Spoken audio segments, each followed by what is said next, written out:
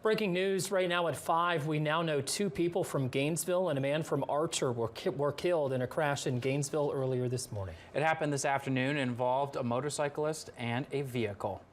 The TV20's Misty Webb joins us live near Newberry Road where the accident occurred. Misty, what are Alachua County Fire Rescue officials saying? They say it was a horrible accident, and it's even harder to respond to something like this so close to Christmas.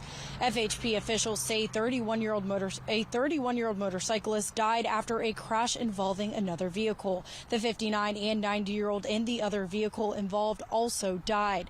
The vehicle was entering State Road 26 from Northwest 109th Street when it was struck by a motorcycle. The car flipped, and the 3 who live in Alachua County were found dead when emergency crews arrived.